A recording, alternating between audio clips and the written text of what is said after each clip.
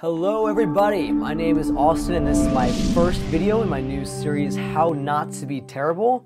This first episode will be focusing on ninja capping in PvP in World of Warcraft's Warlords of Draenor, patch 6.0. I'm making this video because, honestly, all the videos I've seen on the subject are either incredibly outdated or completely awful, and most often both. This is going to be an introductory video on how to ninja cap as a rogue in random BGs and in rated battlegrounds. I'll be covering the do's and don'ts in specific scenarios depending on what class is defending and how many people are involved. This guide is aimed to help rogues who are new to the class as well as any other class that is looking to be able to defend bases in random BGs and, more importantly, rated battlegrounds effectively. Before I start, please keep in mind that this guide will be focused on basics, and a lot of the people that were targeted while making this video aren't the best players in the world. We'll start off with basic tactics that will work on your average moron in a random BG, and we'll just move forward from there. So let's start off with the basics. Sapping. Sap is a form of crowd control that rogues can use in stealth or while shadow dancing if they're sub-spec. Blah, blah, you guys probably know this already, but sap in a PvP setting lasts for 8 seconds at full duration, and conveniently, it only takes 7 seconds to cap a flag node in battlegrounds, meaning if you sap and then start capping, you can take it. The duration is reduced the second time to 3 seconds, then 1 the time after, and immune after that. It takes 18 seconds after sap falls off for the diminishing returns to reset. You can either count this in your head or download a DR tracking add-on like I have to help keep track of this.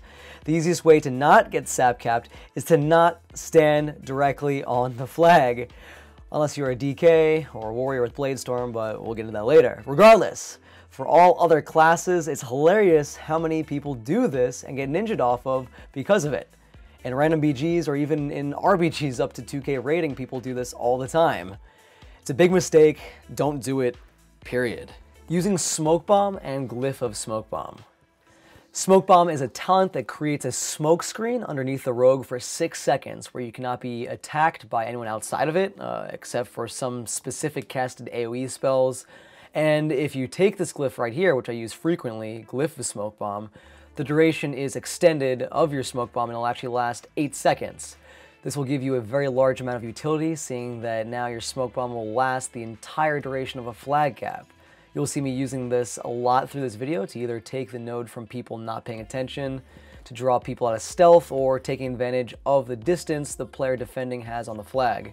An easy way to avoid being smoke bomb capped on is to be far enough away not to be sapped and close enough to be able to get back to the flag before you cap. Using sap and blind to cap. This is the bread and butter for rogue ninja capping. Once you have the sap off on the person defending, immediately start capping the flag. What will often happen is the player will use an ability to break the sap, such as a Berserker Rage or PvP Trinket, but you'll be expecting this. Quickly use blind, which is a ranged CC that lasts for 8 seconds, and continue to cap the flag. This is the most common way to ninja off of classes that don't have extra ways to break sap, such as monks, druids, priests, rogues, hunters, and I'll be going over how each class can avoid being sap blind capped on in specific situations after this. Okay, first up, warriors. They're fairly difficult to ninja off of, however they are a flavor of the month reroll class at the moment, so we'll be seeing a lot of people playing them at low skill and awareness levels.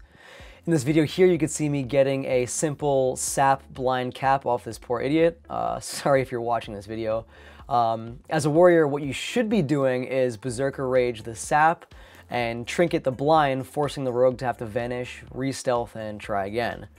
To all the rogues out there, keep in mind that if something goes wrong, you can always just vanish and try it again after you force cooldowns from any player. However, the longer this takes, obviously the more time the enemy team has to send backup. As a warrior, to buy yourself more time, you can Berserker Rage the sap and immediately start Bladestorming so the rogue can't sap you and you can hold on to your trinket. Capping on a shaman of any spec.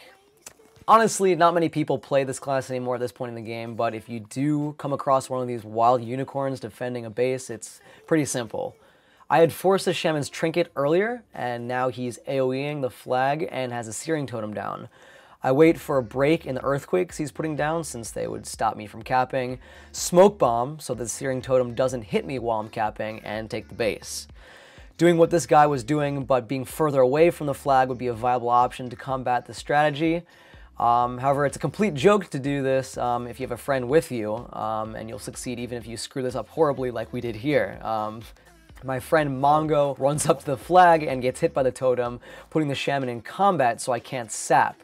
So he kills the totem, I blind the Shaman, and then cheap shot Mark for Death Kinney the Trinket, giving my retarded friend Kazooie enough time to take the node. How to cap on a Hunter. Short story, you really can't ninja on a Hunter 1v1 unless he's completely brain dead.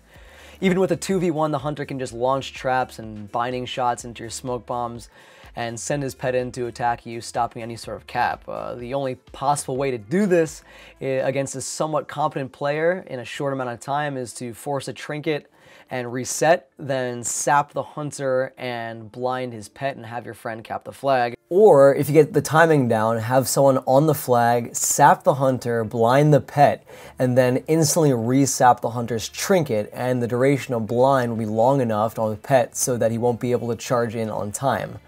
Treat Warlocks the exact same way, just keep in mind they usually have an additional Trinket because of Unbound Will.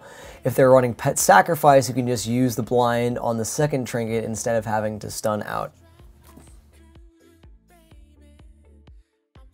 How to cap on a stealth class like a rogue or druid. This can get fairly complicated since they are in stealth, and if I can't find them and sap them out of stealth, I'll often bomb on the flag and vanish right as I see them before they open on me. I can immediately walk back towards the flag and sap blind combo off on them and take the flag. With a friend, it's literally the exact same thing. They stand on the flag and you lock them down with a sap and a blind. If you can find them before they open on your friend, you are in a good position. Just get ready to hit sap again the second they trinket. If you're defending to avoid this, just stay in a safe distance away and use ranged attacks to break the flag capping like Moonfire as a druid or Throw as a rogue. Mages. Oh boy, another class that is close to impossible to cap on. Seeing that they have Ice Block and they are a pet class, it's fairly complicated to cap on in a quick fashion 1v1. Before I start on this, Mages, your pet Novas do not interrupt flag capping. I see this happen so much. All you need to do is make your pet start attacking and you basically win. In this clip, you'll see me sapping the mage and forcing a trinket. I blinded the mage to see if he was retarded and wasn't aware that his pet can attack while he was in a CC, only to realize that he did, in fact, know where that button was located. I vanished and did a rinse and repeat. I was able to get the flag because this mage was too slow with his pet attack and apparently forgot where his ice block button was located. Needless to say, mages are one of the hardest classes to ninja off of, and you're better off just killing them if at all possible. Death Knights. Arguably one of the best node sitters in the game, primarily because of the fact that not only are they live lords, they have two trinkets. Their second trinket is called Desecrated Ground, which is a crowd control remover, which creates an anti-CC field underneath them, so you can't follow up with anything until you either drag them out of it or wait it out. It's for this reason you need all of your cooldowns, because you'll need to get at least 3 forms of CC to ninja off of them. Against this DK, I vanish his opener, sap him on the flag, blind his trinket, and when he uses Desecrated Ground, in an ideal situation I would use prep and then vanish again. However, it was on cooldown, so I had to run around until sap came off DR and to land a full sap on him in order to take the flag. To avoid having this done to you, play more aggressively when a rogue vanishes and do not stand on top of the flag. Paladins. This is an extremely hard class to cap against since they have trinkets, bubbles, bops, and all sorts of mobility to make your job capping on them pretty much miserable. The reason why this is so hard is because of the duration of their immunities. Here you'll see me getting the paladin to trinket the sap and then bop the second sap. And he pretty much instantly removes the bop because he cannot attack while bop to stop the flag cap, and I instantly cheap him out of that. It's very rare that it goes this smoothly, and often you will have to get perfect setups and vanish as you force cooldowns, because most paladins will use their divine shield off the bat, which they can attack in. And you can't really do anything about that. After you get their divine shield, you treat them like any other class. So you just sap them, and as they trinket that, blind them right after that, and or resap depending on how many people are there. Please like, comment, and subscribe, especially if this video was helpful for you at all, and make sure to stay tuned for more videos about rogues and other classes in this game. If you have any other questions or would like to see anything specific, please leave a comment in the comments section. Okay, this is the plan. We're gonna go ahead, we're gonna get Waterworks. Waterworks got Night Stalker. I got Glyph of Sprint, Glyph of Smoke Bomb. I got my speed boots. I'm gonna get it before anyone even gets there. We gonna get it, and it's gonna be ours. Dude, we're gonna do so much damage. Oh my god. Okay, here we go. You ready, boy? Yeah. Let's do this. Alright. And sprint. Okay? Moving at 265%. Okay? I'm gonna go ahead and prep. Sprint. Here we go. Here we go. We got this. Moving so fast. Look at my little legs.